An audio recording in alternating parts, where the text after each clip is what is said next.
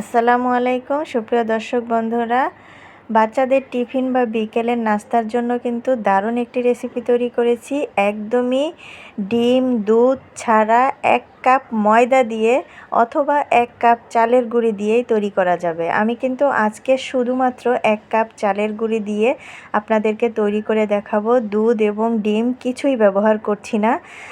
কতটা অল্প সময়ে মাত্র 25 মিনিটে তৈরি করে নেওয়া যায় এই নাস্তাটি। বাচ্চারা কিন্তু খুবই পছন্দ করবে। তাহলে শুরু করে দেই। 1 কাপ কুসুম গরম পানি দিয়ে দিলাম, 1 চামচ ইস্ট এবং 2 টেবিল চামচ দিয়ে দিয়েছি এখানে চিনি। চিনিটা একটু যার যার টেস্ট অনুযায়ী দিবেন। আমি একদম হালকা মিষ্টি রাখবো, তাই 2 টেবিল চামচ দিয়েছি। এখন এখানে দিয়ে দিচ্ছি 1 কাপ চালের গুঁড়ি এবং হাফ কাপ দিয়ে দিলাম ময়দা। আমি যেহেতু এখানে ডিম ব্যবহার করছি না, তাই আমি এখানে ময়দা দিয়েছি। যারা ডিম ব্যবহার করবেন সেই ক্ষেত্রে তারা 1.5 কাপ চালের গুঁড়ি দিবেন এবং একটি ডিম দিয়ে দেবেন। আমি এখানে ডিম না দেওয়ার কারণে হাফ কাপ ময়দা এখানে বেশি দিয়েছি। ময়দা দেওয়াতে এটা একটু সফট হবে। এখন এই শুকনো উপকরণগুলোকে একটু চেলে নিলাম, নিয়ে খুব ভালোভাবে এখানে একটু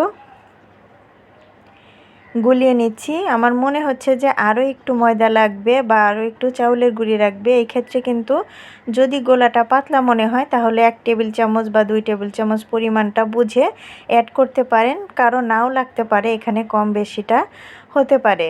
পানির পরিমাণের উপর ডিপেন্ড করে, বা ডিমের পরিমাণ যদি ছোট বড় হয় সেই ক্ষেত্রেও এই গোলাটা তৈরিতে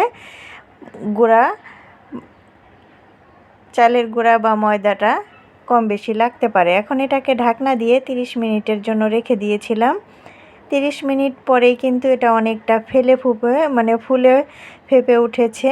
এই যে দেখুন, এটা কিন্তু ইস্টের কারণে হয়েছে। এখন একটু নেড়ে চেড়ে ভিতরের বাতাসটা বের করে দিয়ে এখন আমি যে বাটিতে বেক করব সেই বাটির মধ্যে হালকা একটু তেল ব্রাশ করে নিয়েছি, এতে নিচে লেগে যাবে না। এখন 3টা বাটিতেই আমি সমানভাবে গোলাটা দিয়ে নিব। আর গোলাটা যখন দিব তখন খেয়াল রাখতে হবে সম্পূর্ণ কিন্তু বাটিটা ভরে দেওয়া যাবে না, তাহলে এটা ফুলে উঠবে তখন কিন্তু উপর দিয়ে বের হয়ে যেতে পারে, কারণ একটু খালি রাখতে হবে। তো 3 বাটিতেই আমি সমান পরিমাণে কিছুটা খালি রেখে দিয়ে দিলাম। এখন উপর দিয়ে কিছুটা ড্রাই ফ্রুট দিয়ে দিচ্ছি। আসলে এটা যার যার পছন্দ মতো। আমি আসলে বাদাম বা অন্য কিছু দিচ্ছি না। বাদাম আমার বাচ্চারা খুব বেশি পছন্দ করে না, তো কিশমিশটা ওরা বেশি পছন্দ করে। আমি যে কোনো কিছুতেই কিশমিশ বেশি ব্যবহার করে থাকি, তো সেজন্য কিশমিশটাই দিয়ে দিলাম। কিশমিশ আর কিছু চেরি টুকরা করে কেটে আমি এখন উপর দিয়ে দিচ্ছি, জাস্ট এটা সাজানোর জন্য। আর এদিকে চুলায় আমি আগে থেকে একটু পানি গরম বসিয়ে দিয়েছিলাম, পানিটা ফুটে উঠেছে। এখন একটি স্ট্যান্ড বসিয়ে দিলাম, তার উপরে এখন এই 3টা বাটি আমি দিয়ে দিব।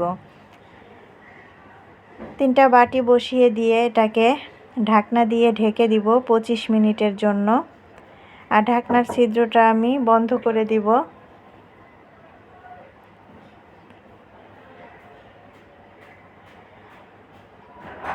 অপেক্ষা করব 25 মিনিট। 25 মিনিট পরেই ফিরে আসছি।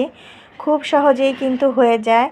আমরা যদি দুপুরের রান্না করার পরে গোলাটা গুলিয়ে রাখি আধা ঘন্টা আগে, আসরের আধা ঘন্টা আগে, তারপরে দেখা যায় যে আসরের নামাজের সময় আমরা নাস্তাটা বসিয়ে দিয়ে আমরা কিন্তু অনায়াসে নামাজের পরে নাস্তাটা করে নিতে পারি।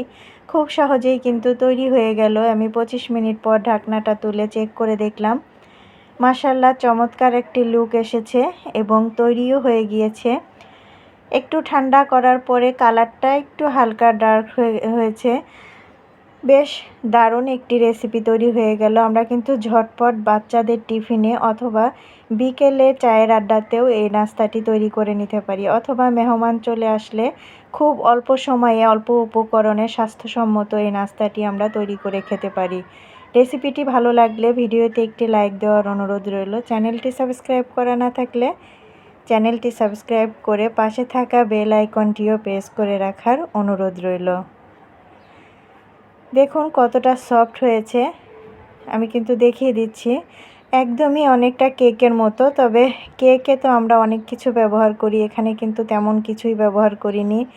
ডিম, বেকিং পাউডার, বেকিং সোডা কত কিছু ব্যবহার করতে হয় কেকের ক্ষেত্রে। এখানে কিন্তু কিছুই ব্যবহার করা হয়নি, মাত্র চাউলের গুঁড়ি দিয়েই তৈরি করে নেওয়া গেল। কতটা লোভনীয়, কতটা স্বাস্থ্যসম্মত, দারুণ একটি রেসিপি।